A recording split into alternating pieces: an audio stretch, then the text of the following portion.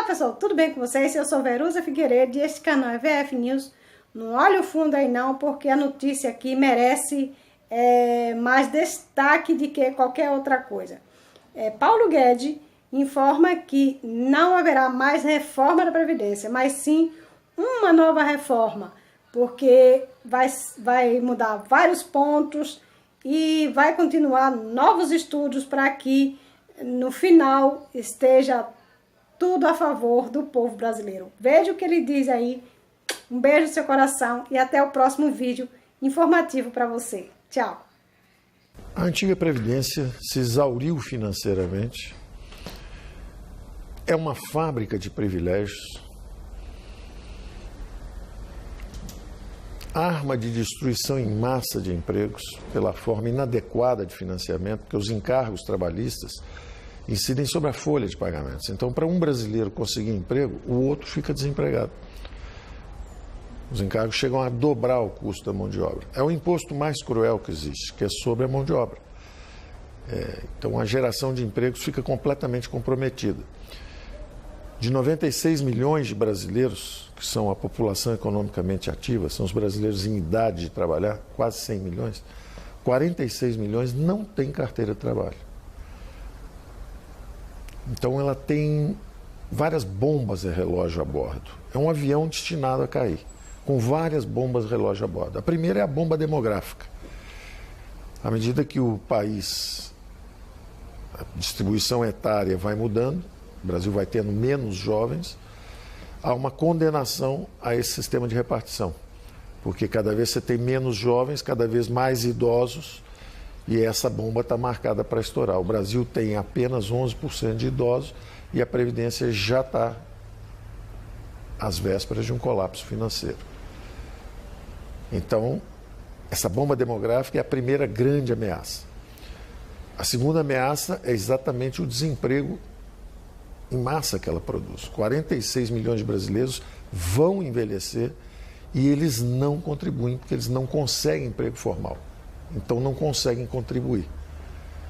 A forma de financiamento é tão equivocada com os impostos sobre a folha de pagamentos que você desemprega pessoas, elas não contribuem, elas vão envelhecer, passam a vida desempregadas ou empregadas de forma informal, mercado informal.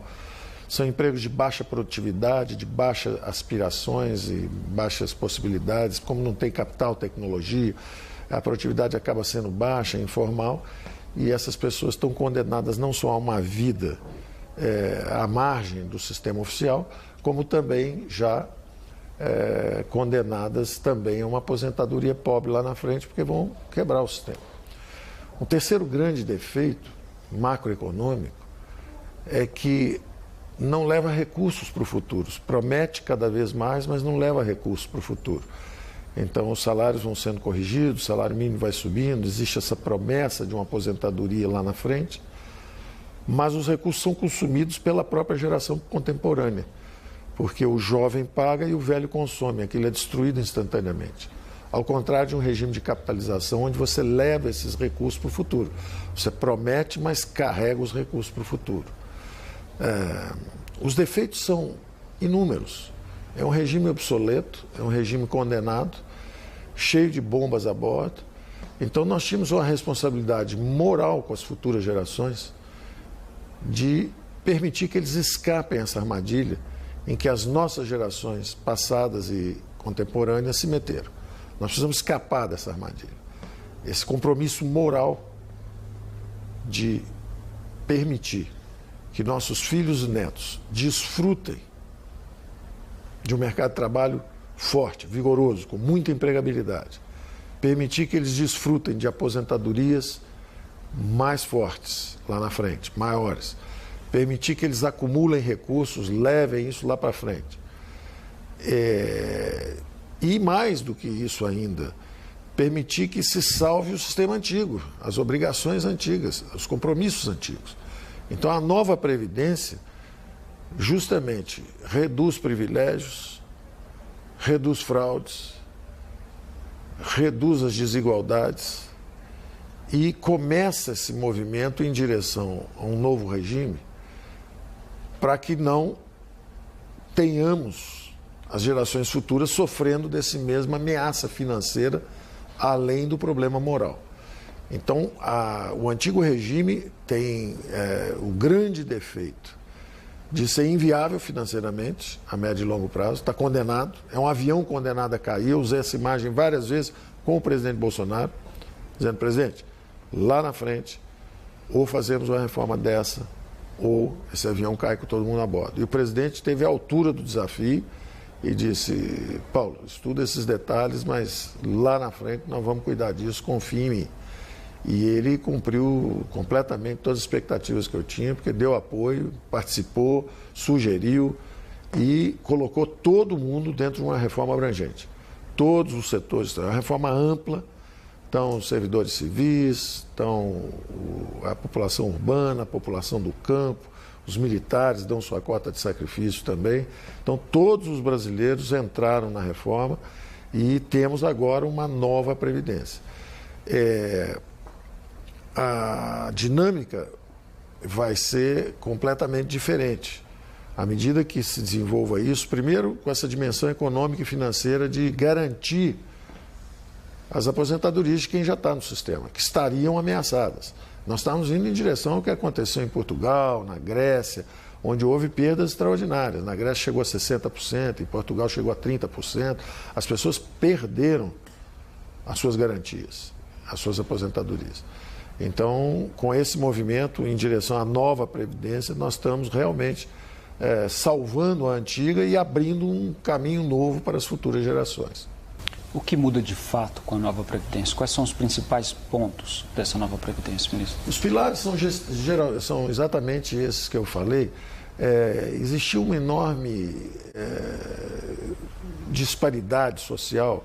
O governo, nessa dimensão previdenciária, era uma fábrica de desigualdades. O governo fabricou desigualdades, transferências perversas de renda. Na verdade, os mais pobres estavam pagando pelas previdências dos mais ricos, o que é um absurdo. Justamente os mais desfavorecidos eram quem estavam pagando a previdência dos mais ricos. Então, o primeiro movimento que nós estamos fazendo é exatamente pegar 75% dos brasileiros. Os 75% dos brasileiros têm salários que vão só até 2 salários mínimos. O brasileiro vai de 1 a 2 salários mínimos. Os empregados, os que conseguem, os trabalhadores brasileiros que conseguem emprego, eles vão de 1 a 2 salários mínimos, 75% deles. E esses 75% nós estamos reduzindo as contribuições. Então, quem pagava 9% vai pagar 8,5%, quem pagava 8% vai pagar 7,5%. Então, o primeiro grande movimento é reduzir justamente os encargos para os mais desfavorecidos. Então, quem ganha menos está pagando ainda menos. E justamente quem ganha mais está pagando mais. Com isso, nós estamos conseguindo reduzir as desigualdades e remover os privilégios. Havia muitos privilégios, uma disparidade muito grande. É inadmissível que o governo seja um fabricante de desigualdades. Você não pode pegar recursos públicos, disse há pouco, como é difícil você captar recursos para essa previdência. Para captar, você já deixa alguém desempregado. Então, dos 100 milhões de brasileiros, é como se você deixasse 50 milhões de desempregados para tributar os outros 50, para pedir os encargos e as contribuições dos outros 50. Só que desses 50, justamente em cima de 75%, é que você capta mais e transfere para 17%. 17% dos brasileiros, justamente os que estão melhor na escala de renda, ficavam com 41% dos benefícios. Então, não só essa disparidade persiste a vida toda, mas o governo ainda na hora da aposentadoria ainda continua fabricando essas desigualdades. Então, o primeiro aspecto a ser atacado foi esse. Depois todos começaram a contribuir também. Todo mundo está contribuindo.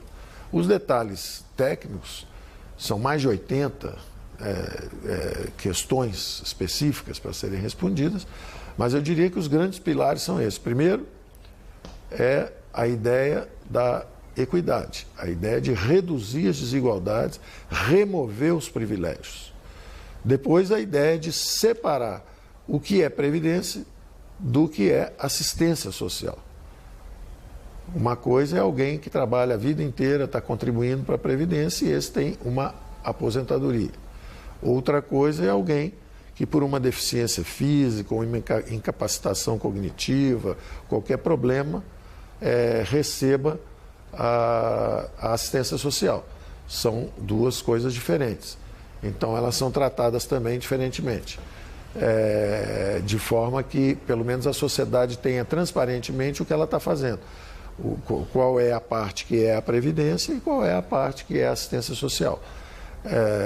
Isso naturalmente vai ser debatido. Nós tentamos até antecipar um pouco o que nós chamamos da dimensão fásica da reforma. Nós tentamos antecipar um pouco, se alguém tem algum problema, nós tentamos antecipar até um pouco o período em que a pessoa recebe essa ajuda e para de trabalhar porque teve algum problema.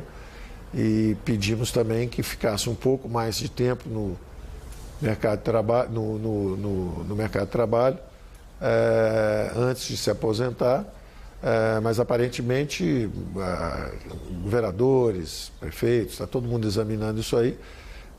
Pode ser que queiram mexer numa dimensão ou noutra, mas está muito claro para nós que existe uma diferença entre assistência social e previdência.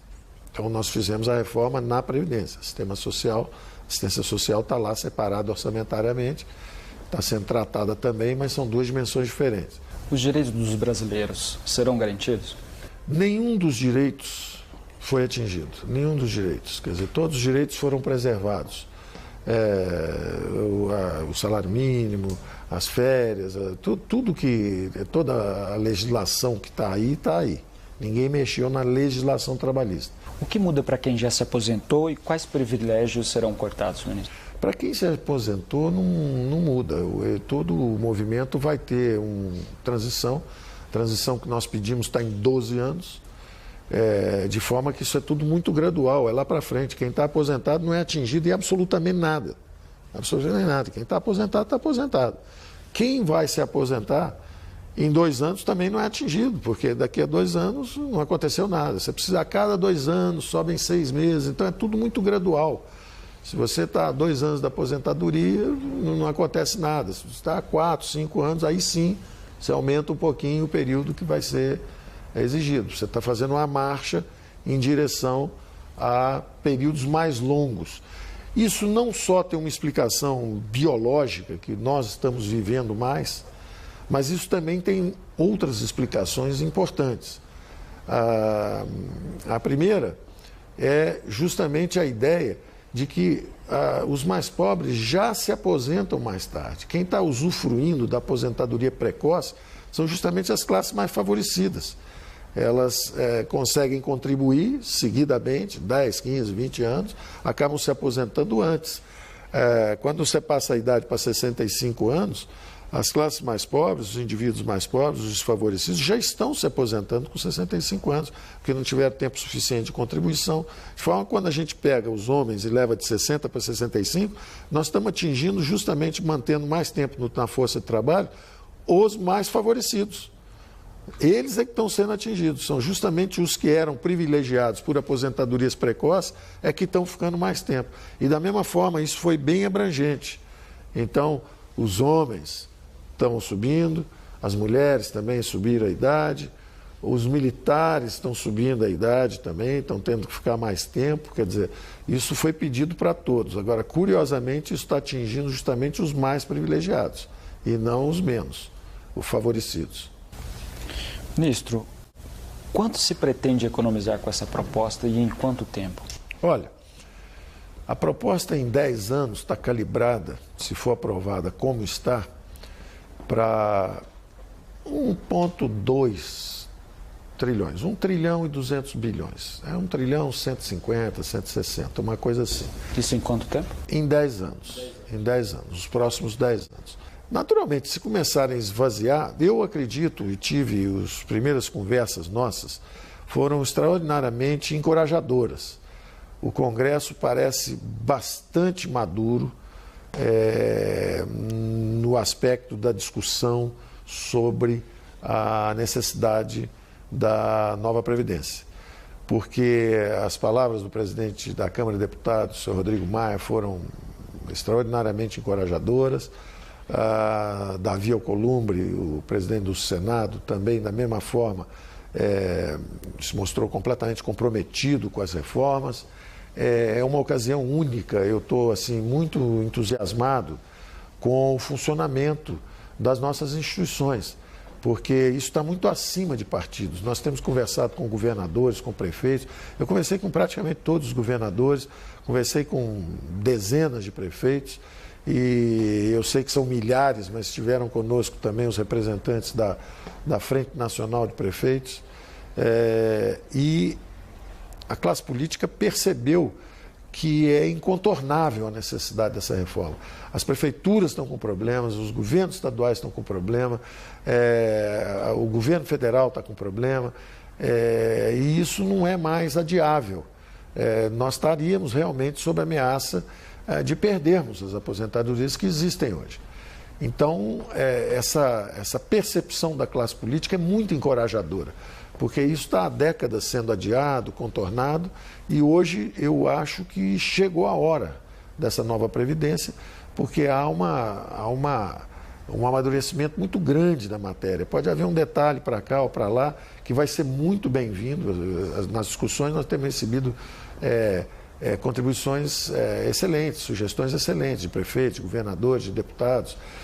Também sabemos que isso, na verdade, nós estamos pensando na população brasileira, 200 milhões de brasileiros. Agora, naturalmente, existem 6, 7, 8 milhões de privilegiados, que são justamente quem está sendo atingido pela reforma, e esses são os que têm mais força, ou tiveram no passado, maior força corporativa. Rondavam os parlamentos, pressionavam os parlamentos, ofereciam favores para os parlamentos, então dizendo, olha, estão ameaçando isso, estão ameaçando aquilo, quando na verdade o que estava sob ameaça são os privilégios. Os privilégios é que estão sob ameaça. Então nós estamos conseguindo realmente pegar os regimes diferentes que havia no Brasil e começando a fazê-los convergir. Partem de pontos diferentes. A mulher, o trabalhador rural, o funcionário público, cada um parte de um ponto. Mas todos estão caminhando, todos aumentaram em 5 anos a sua permanência no mercado de trabalho, todos estão indo em direção, lá na frente, a uma aposentadoria com menos desigualdades que existe atualmente. Então, eu estou bastante otimista.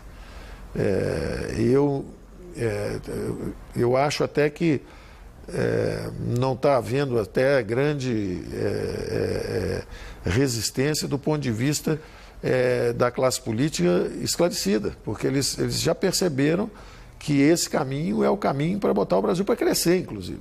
Gerar emprego, botar para crescer, reduzir as desigualdades. Eu estou bastante satisfeito com as conversas que tenho tido até agora. Vai ser uma surpresa muito grande para mim se mexerem muito nesse projeto. E aí, voltando à sua pergunta, 1 trilhão é uma linha importante. 1 trilhão em 10 anos para cima é a garantia de que nós podemos acelerar a transição, criando novas opções para as gerações futuras. Nós precisamos pensar de que cada vez que nós mexemos nesse número para baixo, nós estamos sacando contra o futuro de nossos filhos e netos. Então, se nós quisermos falar assim, olha, mas coitados das mulheres, que poderiam ser um pouco menos, e vamos baixar a idade das mulheres. Ok, baixem.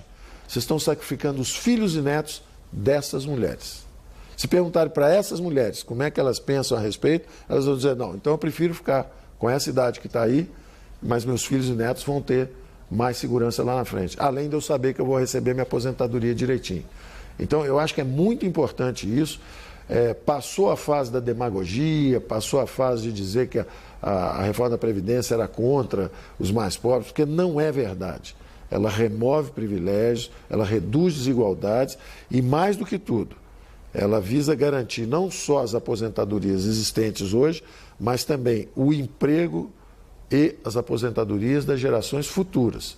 Então, é muito importante, a classe política parece ter amadurecido esse conceito, é muito importante ter em mente o seguinte, você quer alguma coisa para você é trabalhador rural, você é militar, você é civil, seja quem for você, o brasileiro, você quer alguma coisa para você, vá lá e saque contra o futuro dos seus filhos e netos. Reduza o número.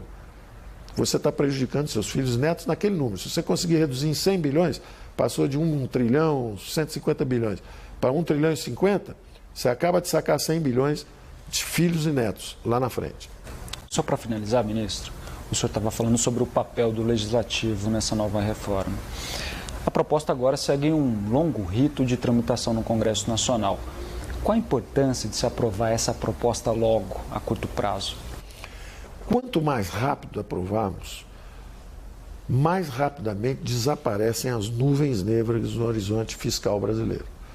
Então, essa reforma está sendo falada há algum tempo, já alguns governos estão tentando fazer há 10, 15, 20 anos. E o buraco fiscal está lá. E a situação se agravando. E nós cada vez mais próximos de termos um problema dramático, como tiveram Portugal, como tiveram Grécia, esses países que demoraram a fazer a mudança. Curiosamente, todos esses países que fizeram a mudança, depois saíram crescendo. E as perspectivas melhoraram muito, os salários aumentaram, o desemprego reduziu-se dramaticamente. Então, isso é conhecido, é sabido, isso é uma nuvem negra que está no horizonte do futuro brasileiro. Então, quanto mais rápido aprovarmos em 2, 3 meses, o Brasil esse ano já começa com outras perspectivas, já começam ondas de investimento, os empregos já começam a retomar, que foi a sua primeira pergunta a respeito de desemprego lá na frente, são 12 milhões de brasileiros desempregados, 12 milhões são os que disseram que estão desempregados e não estão procurando emprego, mas tem um grupo enorme, como eu disse antes, tem 46 milhões de brasileiros que não contribuem porque eles estão nos mercados informais. Então, embora eles não estejam nessa estatística de desemprego aberto, a grande verdade é que são pessoas que estão trancadas numa bolha de baixas aspirações, baixos rendimentos, baixa produtividade, baixas aspirações na vida, que é lamentável. Na verdade, nós destravando esse horizonte fiscal, o capital começa a entrar, os investimentos começam a acontecer, as jovens gerações começam a acumular capital também, e quando você acumula capital, a produtividade do trabalho sobe, o salário sobe, o crescimento da economia sobe, é outro horizonte. O Brasil já foi um país que cresceu muito, que sabia e tinha uma dinâmica de acumulação. Nós perdemos essa dinâmica, mas nós temos capacidade de recuperar essa dinâmica de crescimento. Obrigado pela entrevista, ministro. Um prazer. E obrigado também a você por acompanhar a entrevista exclusiva com o ministro da Economia, Paulo Guedes. Até o nosso próximo encontro.